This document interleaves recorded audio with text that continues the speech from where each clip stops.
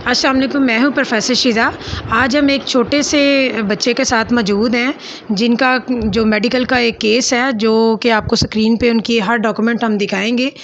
ये बच्चे का ऑपरेट था इफ़्फ़त अनवर मेडिकल कॉम्प्लेक्स में और इसका हेल्थ कार्ड बना हुआ था। तो इनके साथ क्या इंसिडेंट हुआ है कि बच्चे का ऑपरेट नहीं हो सका और डॉक्टर ने पूरा दिन बच्चे के साथ क्या किया है, ये इसके वालिद साहब से पूछते हैं कि इनके साथ ये हादसा किस तरह हुआ। अस्सलाम वालेकुम। जी, वालेकुम सलाम जी। आप बताइएगा कि आप इसको हॉस्पिटल लेके गए तो ये सारा क्या मामला था? जी, एक्चुअली ये कि इसकी छोटी-सी सर्जरी थी, तो मैंने फ़ातिमा में पता किया था, वहाँ पे 60 से 70 हज़ार रुपया लग रहा था, जो कि मेरे पास नहीं थे, क्योंकि मैं ऊबर चलाता हूँ, मेरे पास इतने वसाइल नहीं है कि मैं करवा सकता। तो जब मुझे ये ख़ान साहब का किसी ने रिकमेंड किया कि यार ये कार्ड आया है, इस पे करवाओ, तो मैंने वो अप्लाई किया, कार्ड बन गया। तो मैंने फिर प्राइवेट चूज़ किया है और ये मेरे घर के नियरेस्ट ही है, यहाँ पे ये गाज़ी चौक के पास ही है। तो मैं यहाँ पे गया हूँ, मुझे डॉक्टरों से सारा चेकअप करवाया जी, 2000 रुपया फ़ीस दे के सारा कुछ चेक करवा के उन्होंने कहा जी इसका ऑपरेट होगा बुध वाले दिन 16 तारीख को, आप सुबह 12 बजे ले आइएगा, 4 बजे इसका ऑपरेट है और इसको भूखा लेके आना है, ऑपरेट से पहले भूखा रखते हैं हम।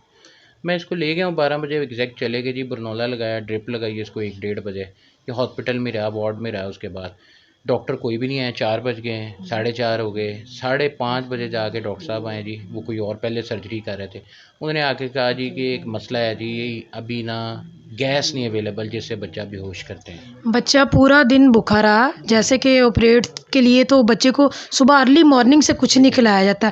शाम 5 बजे तक बच्चे ने खाया ही कुछ नहीं। नहीं खाया जी। और 5:30 बजे डॉक्टर ने कहा जी कि गैस नहीं अवेलेबल, तो हमने कहा कि क्या करना है फिर इसका, तो बच्चे का क्या हाल होगा, सारा दिन भूखा रखा है, तो अब क्या करना है? कहते जी इसमें अल्लाह की रज़ा होगी जो लेट हो रहा है। हमने अल्लाह की रज़ा पे चुप कर गए।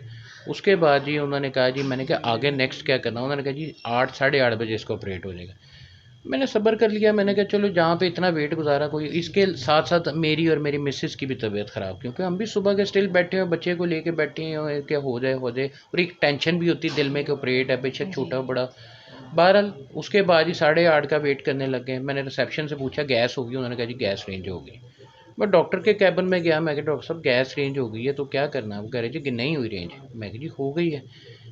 मैं कहा अगर नहीं हुई तो फिर? कहते जी मैं तो ये सर्जरी करूँगा ही नहीं। तो मैं डॉक्टर साहब बच्चे को कौन देखेगा? उसकी तो हालत देखें सुबह की क्या हुई पड़ी है। कहते जी ये तो हम क्या कर सकते हैं, ये तो हॉस्पिटल वालों का कसूर है। मैं कहा डॉक्टर साहब आप इसके बाउंड होंगे, हम तो नहीं बाउंड। कहते ना आप बाउंड है ना हम बाउंड है इसके। मैं कहा डॉक्टर साहब ये आप क्या बात कर रहे हैं, मैंने तो हेल्थ कार्ड पे करा रहा हूँ, 36 हॉस्पिटल इसके पैनल पे आते हैं, मैंने तो ये चूज़ किया हॉस्पिटल, इससे बेहतर नहीं मैं कहीं अच्छे हॉस्पिटल में चल। कहते बेहतर यही है आपको, आप किसी और हॉस्पिटल में करवा लें। ये हॉस्पिटल वालों ने खुद कहा आपको? डॉक्टर ने कहा मुझे, राना या जो इकबाल साहब हैं उनके कैबिन में बैठे थे डॉक्टर, ये दूसरे डॉक्टर होते हैं इसी से रिलेटेड। मैंने कहा बेहतर है आप कहीं और से करवा लें। और साथ उन्होंने ये कहा जी हमने तो जनवरी के जो केस किए अभी तक हॉस्पिटल वालों ने हमें उसके क्लेम नहीं दिए, जो हेल्थ कार्ड के सारे हैं। हेल्थ कार्ड के। तो उसके बाद जी मैंने उधर एडमिन मैनेजर थी और लेडीज़ हैं उधर, असमा नाम है आई थिंक सो, मुझे कंफर्म नहीं है। उनसे मेरी बात हुई, मैं कि ये मामला, उन्होंने डॉक्टर से बात की, डॉक्टर ने उनको कहा जी जो भी कहा, उन्होंने मुझे आके कहा जी कि एमरजेंसी सर्जरी हो रही है ऑपरेशन थिएटर में, तो आपका लेट होगा केस। मैंने कहा जी मेरा बच्चा सुबह का भूखा बैठा है, मैं तो ऐसे हॉस्पिटल में कभी भी ना कहूँ, मेरा बच्चा ये नहीं सर्जरी ना, वो एमरजेंसी कहाँ से आ गई, ना कोई एम्बुलेंस आई, ना सुबह का कोई पेशेंट जगी, ये कब हो गई? मुझे जो लगा है कि उनका कैश होगा, उन्होंने पे किया होगा, वो अंदर चले गए, मैं कार्ड पे था, उन्होंने मुझे पीछे बिठा दिया। मैं तो बड़ा डिसअपॉइंटेड, मैं तो इतना एग्रेसिव हो गया था कि मैं सोच रहा था मैं क्या करूं कि मेरे पास कुछ हो तो मैं इनको मार दूं। फिर मैं चुप करके बच्चे की हालत को मद्देनजर रखते हुए मैंने वहाँ से निकलना ही बेहतर समझा। मैंने उनको कहा जी मेरे बच्चे को आप फ्री कर दें, मैंने ऑपरेट नहीं करवाना। उन्होंने डॉक्टर से बात की, राना इकबाल साहब अंदर आए वार्ड में, एडमिन मैनेजर ने उसको कहा जी डॉक्टर साहब वो कह रहे जाना चाहते हैं। कहते जाने तो ठीक है, राना इकबाल के अल्फाज हैं, कहते जाना तो जाने दो उनको, तो ठीक है जाने दो उनको। उसने बरनौला उतरवाया, मैंने, उन्होंने मुझे एक बुक दे दी थी, उसने सिस्टर ने, कहती जी इस पर साइन करके पढ़। मैंने पढ़ा जी क्या जी, उस पर लिखा हुआ था कि जी अपनी मर्ज़ी से पेशेंट को ले जाने वाला, कि जी अगर कुछ नुकसान हो जाए या कुछ भी मसला हो उसमें हम ज़िम्मेदार नहीं, या अपनी मैं कहा जी मैं अपनी मर्ज़ी से कहाँ जा रहा हूँ, मुझे आपने 4 बजे ऑपरेट का टाइम दिया, 8:30 का दिया, अभी 8:45 हो गए, मेरा ऑपरेट करो, मैं तो रेडी हूँ। पूरा दिन स्टिल बच्चा भूखा ही है। मैंने कहा जी मैं तो रेडी हूँ, करो ऑपरेट। मैंने तो पेंसिल उठा के मारी, मैं क्या करूँ, मैं कहा ठीक है। मुझे कहते हैं ना साइन कर, आप मुझे यहाँ पे लिख के दें कि आपने 4 बजे ऑपरेट का, 8:30 का, ये चीज़ आपके पास अवेलेबल नहीं है, इसकी वजह से आप ऑपरेट नहीं कर रहे हैं। ठीक है, आप मुझे साइन करके लिख के दें, मैं भी कर देता। उसने एडमिन मैनेजर कहा नहीं नहीं रहने दे, छोड़, सिस्टर को कहते रहने तो कोई बात नहीं, छोड़ो छोड़ो, बरनौला उतार दो उसका। उन्होंने मेरा बरनौला उतारा बच्चे का, मैंने लिया वहाँ से और मैंने पीछे मुड़ के नहीं देखा हॉस्पिटल को। ये सारा वाकया हुआ जी मेरे साथ। इतना यानी डिसअपॉइंट लिख के फिर उन्होंने नहीं दिया कि कुछ भी हम नहीं इसको जी, डिस्चार्ज कुछ कर रहे हैं। मैडम वो लिख के देते हैं उनकी तो, ये तो अभी मैं बातों से बता रहा हूँ, तो वो तो एक, मैं कहता हूँ कि उनके मरने का मुकाम हो जाना था जो उन्होंने हरकत की है। मेरे पास बच्चे की तस्वीरें हैं, इनकी रिकॉर्डिंग पड़ी है, जो डेट वगैरह इन्होंने मुझे सारी दी हुई है, बाकी प्रिस्क्रिप्शन पड़ी हुई है, सारा कुछ है, ये उसकी फ़ाइल पड़ी हुई है, हर चीज़ है। ये आप देख सकते हैं स्क्रीन पे इनकी फ़ाइल, इनकी डिस्क्रिप्शन जो है वो सारी आपको नज़र आ रही होगी।